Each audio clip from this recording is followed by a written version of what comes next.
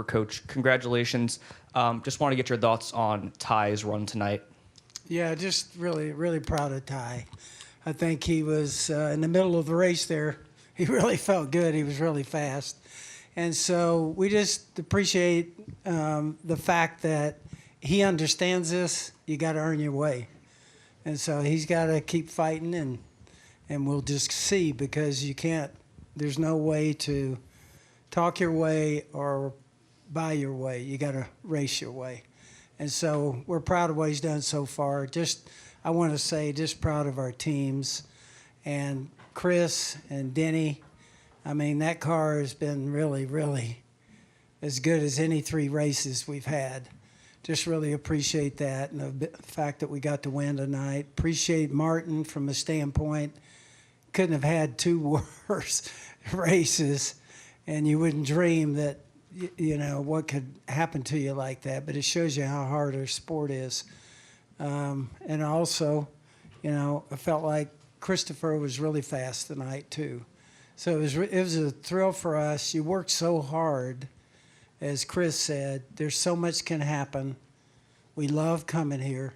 This is one of the real showcase places for our sport, and just we appreciate being a part of it. We appreciate a win like tonight. Bob Harkers, Fox Sports. For Coach, were you a little bit flabbergasted after the first 2 weeks that Martin could, like, what are you thinking about Martin potentially missing after winning the regular season?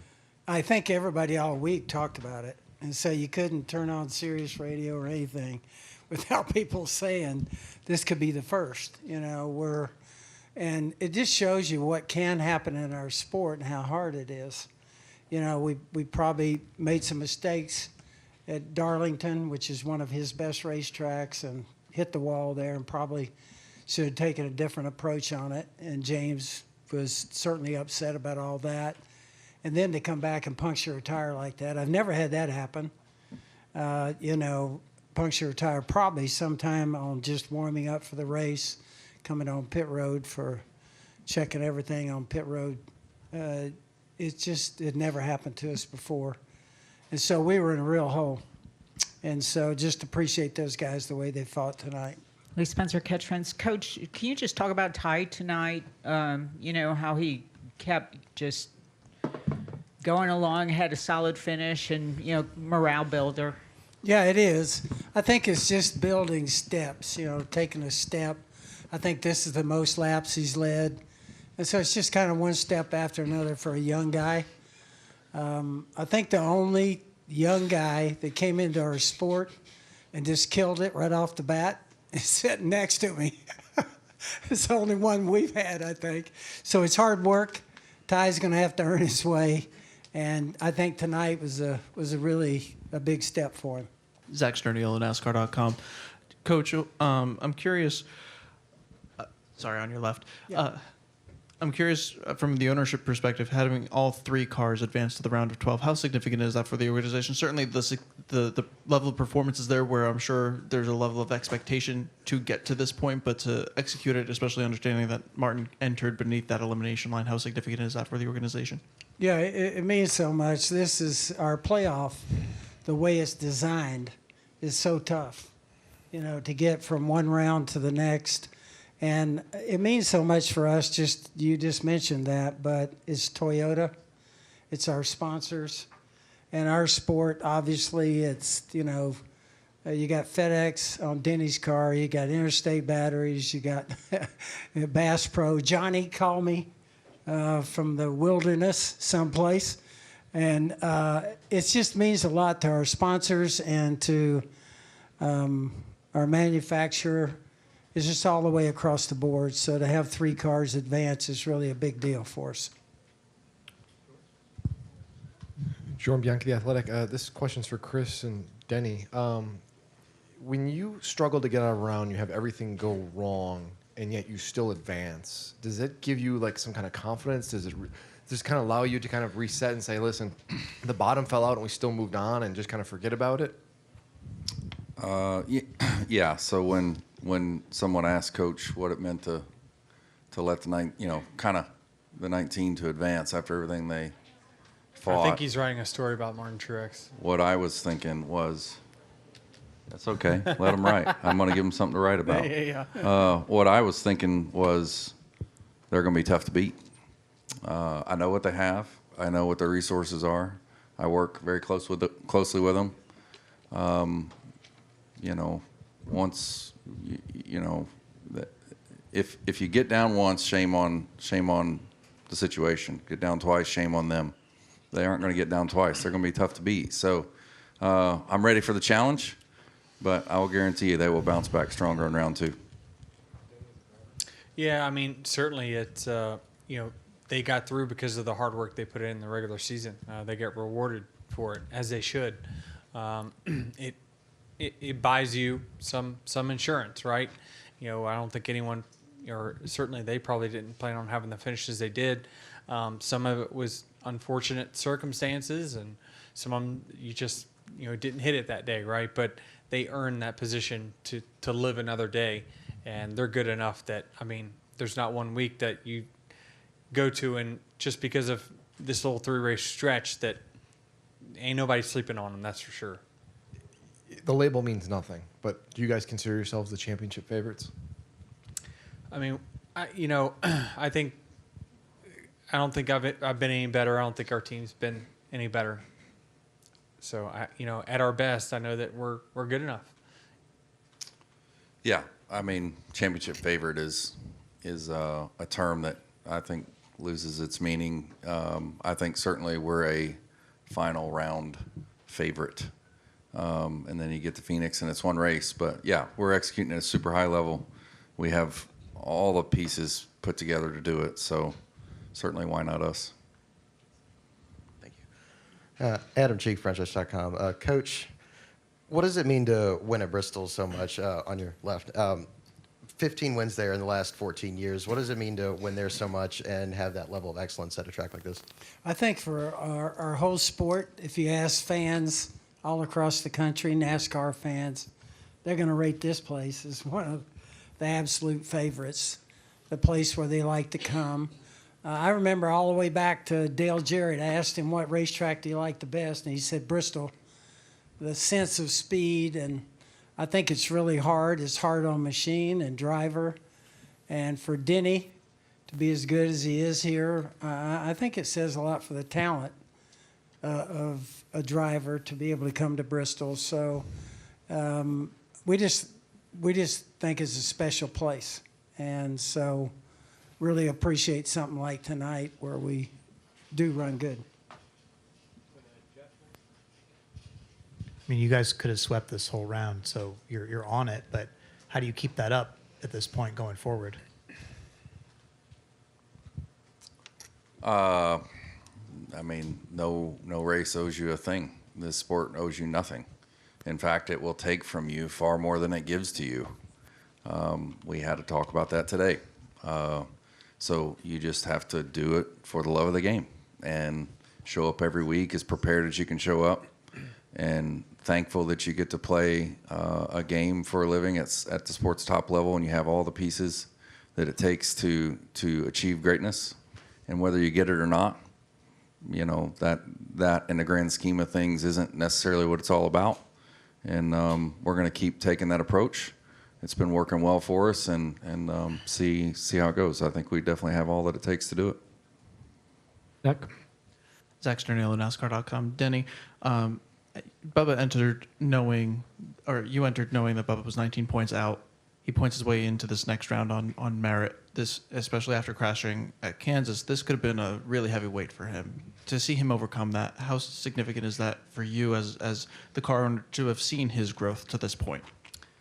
Yeah, I'm really happy with where that team is progressing to, and really happy for Bubba. I don't think he's the highest he's ever finished is 20-something in points.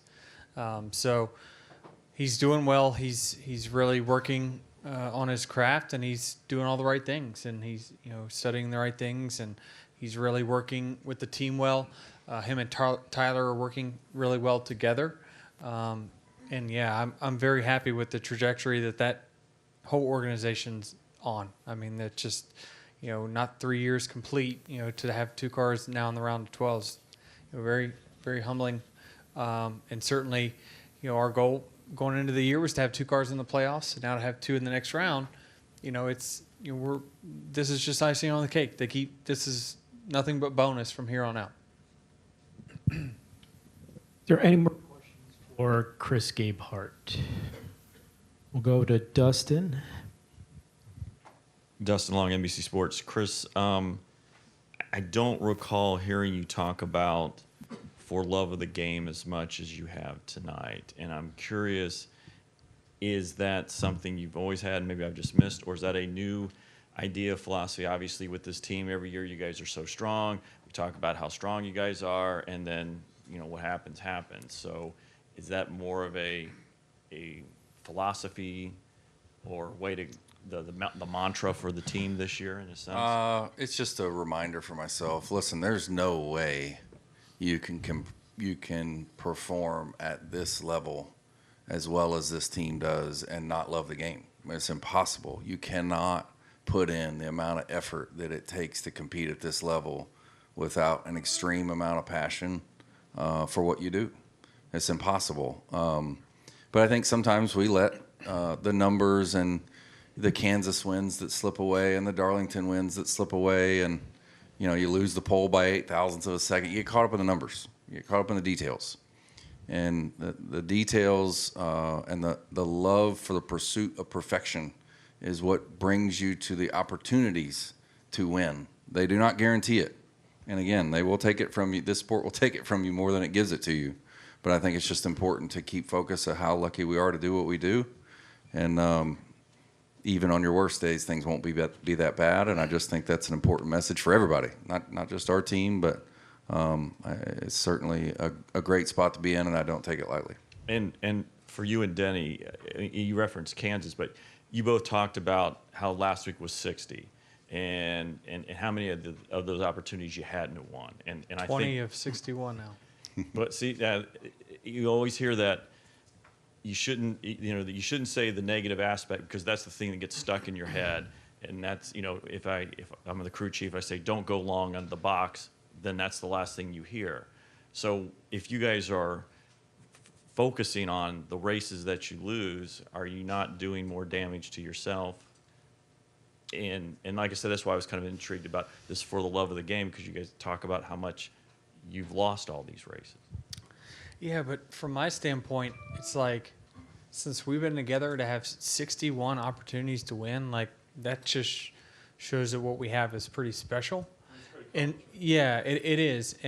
But it also shows you that, how unpredictable the sport can be, right? I mean, how much of a team aspect. I've said this a billion times. Other sports, your competitors make a mistake, boom, you pounce, you capitalize. In our sport, Chris Buescher blows a tire, and it caused us a win. So it's like, it happens in our sports. You're not going to win 100% of the time that you've got the best car or a car capable of winning. We're on a 30% clip right now. It's okay. I mean, it's really hard, really, in the next gen era more than ever. I think with the Gen 6 car, your win rate should be probably a little higher than that. But everyone's so close nowadays. Track positions, everything, restarts, blah blah blah. 30%'s not terrible. It isn't. We definitely can get caught up, and man, we should have had that one. Should have had that one. But we keep showing up like we're doing. These nights happen because we just keep showing up. We keep giving ourselves more opportunities. And if over the next 7 weeks he gives me a car rated number 1 all 7 weeks, by the numbers, we should win 2.5 of them, right? So we're still in a really good position, and certainly I don't take for granted that we put in a lot of work to do this. This doesn't, as Chris says, doesn't happen by accident, right? We're clearly doing something right, and but at times you do have to remind yourself that it is a game. We get to do what we love, and I still love it as much as I ever have. I do. And a lot of it is because I show up every week knowing I can win. There's been many years that's just not been the case, but there's just something special about this year and really the last 4 or 5 that's just been a lot of fun from my standpoint. Chris, thank you for your time. We'll let you get back to tech. Any other questions for Coach? And Coach, we'll let you go as well. Thank you so much. Okay, Congratulations. let me mention one thing. I always think about our people back, the 450 people at work there. I wish they could be here. I'm glad that we get to hang a banner where I get a chance to thank them. But JD was always focused on everything that happened with our race team.